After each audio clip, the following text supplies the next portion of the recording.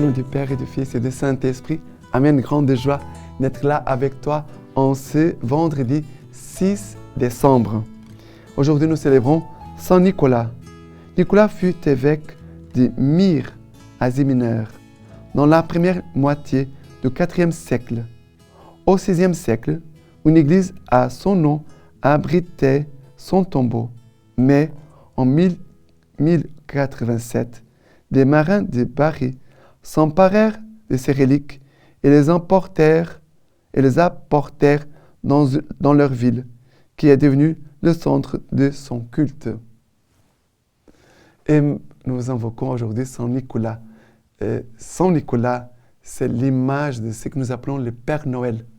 Le Père Noël, ça n'existe pas. Ce qui a existé, c'est Saint Nicolas, un évêque qui aimait faire la charité aux enfants pauvres. D'accord? Et la première lecture d'aujourd'hui, c'est Isaïe chapitre 29, à partir du verset 17.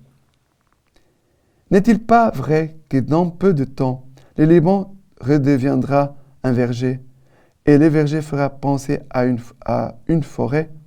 En ce jour-là, les sourds entendront les paroles du livre, et délivrés de l'ombre et des ténèbres, les yeux des aveugles verront. Les malheureux trouveront toujours plus de joie dans le Seigneur.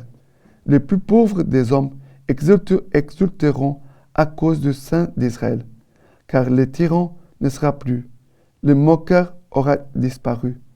Tous les veilleurs infâmes auront été retranchés, ceux dont la parole porte condamnation, ceux qui tendent un piège à celui qui juge à la porte, et sans raison font rebouter les justes.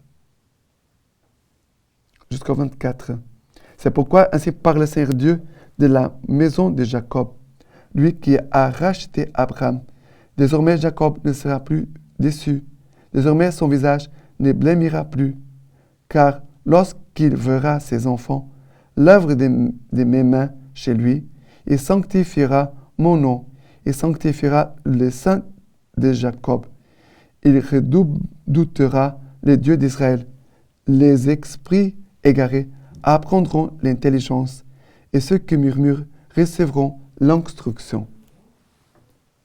Alors, ici, parle du Liban qui redeviendra un verger, et le verger fera penser à une forêt. Là, on pourrait dire la vie. Un désert qui devient une forêt pleine de vie. Première chose. Deuxième chose, les sourds entendront les paroles du livre, la parole de Dieu. Les yeux des aveugles verront l'ombre, seront délivrés de l'ombre des ténèbres. Alors, la fécondité, les yeux qui se ouvrent pour voir, les oreilles des sourds qui s'ouvrent pour entendre, c'est une prophétie de la venue du Messie. Quand le Messie viendra, il fera cela arriver. Et même les pauvres des hommes exulteront à cause du sang d'Israël. Quand Jésus va venir sur cette terre, les signes de Jésus, les miracles de Jésus, ne sont pas par hasard. Parce que les miracles, les signes de Jésus, c'est pour faire penser au peuple d'Israël que le Messie est là au milieu d'eux. Et les prophéties ici d'Isaïe nous parlent de la venue du Messie. Parce que le prophète Isaïe, il est un prophète messianique. Ça veut dire que le prophète Isaïe, il annonce l'arrivée du Messie dans son premier livre. Dans la première partie du livre, on pourrait dire comme ça. Alors ici, il nous parle de la prophétie de la venue du Sauveur, Jésus, le Messie. Et c'est cela que Jésus veut faire pendant ce temps-ci. L'avant, c'est qu'ils sont aveugles, qu'ils puissent voir.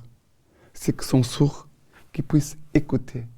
Ceux qui sont dans la mort puissent revenir à la vie, comme c'est les forêts remplies de vie. Voilà que le Seigneur veut vraiment nous faire toucher sa grâce toute puissante.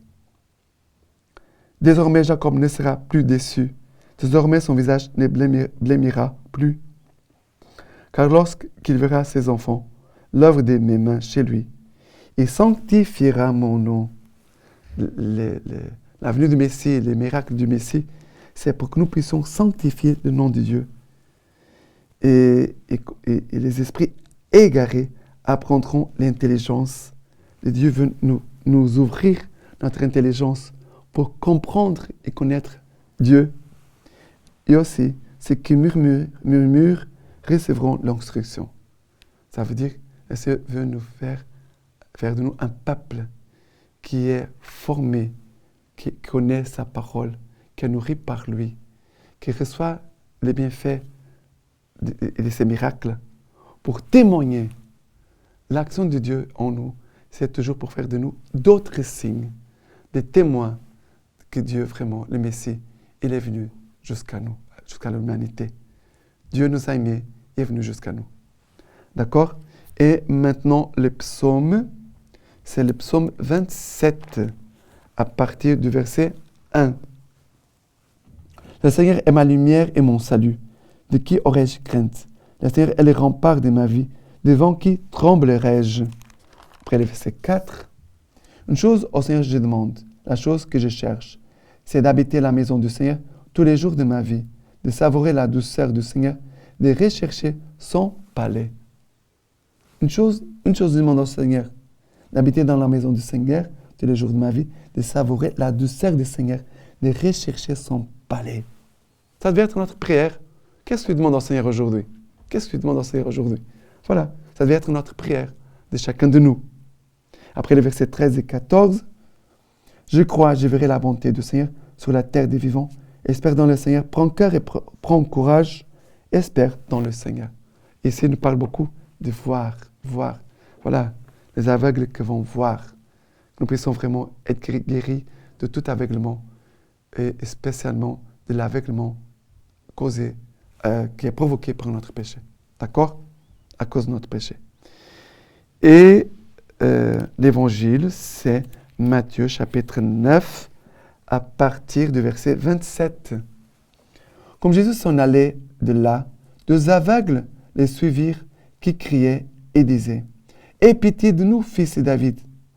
Étant arrivés à la maison, les aveugles s'approchèrent de lui et Jésus leur dit « Croyez-vous que je puis faire cela ?» « Oui, Seigneur, lui disent-ils. Alors, il leur toucha les yeux en disant « Que vous advienne selon votre foi. » Et leurs yeux s'ouvrirent. Jésus alors les rudoya. « Prenez garde, dit-il, que personne ne le sache. » Mais eux, étant sortis, répandirent sa renommée dans toute cette contrée. Alors, nous voyons qu'une grâce très forte de la liturgie pendant le temps de l'Avent. On parle beaucoup de la délivrance, redresser la tête car votre délivrance est tout proche. Et aussi la grâce de voir, d'être guéri de notre aveuglement. Les péchés nous a coupés de Dieu, nous coupent de Dieu, nous séparent de Dieu. On ne voit pas Dieu. On vit séparé de Dieu. Dieu il peut être là à côté de nous, mais on ne le voit pas. Dieu agit, on ne le voit pas. Et la grâce que Dieu veut nous accorder, spécialement pendant ce temps de l'Avent, c'est de guérir nos yeux de l'aveuglement. Et de regarder vraiment avec les yeux de Dieu, de voir Dieu dans nos frères et sœurs, de voir Dieu dans les circonstances qui se passent autour de nous, de voir Dieu, nous sommes aveugles. Et moi, je demande aussi pour moi, Seigneur, guéris-moi de mon aveuglement. Ouvre mes yeux pour que je puisse te voir. Car Dieu, il est tout proche. Il est tout proche de nous. Dieu, il est là, au milieu de nous. On ne le voit pas. On ne l'entend pas. Que le Seigneur vienne vraiment nous guérir. Jésus pose la question, croyez-vous que je puisse faire cela? Et ils vont répondre, oui, Seigneur. Qu'il vous advienne selon votre foi.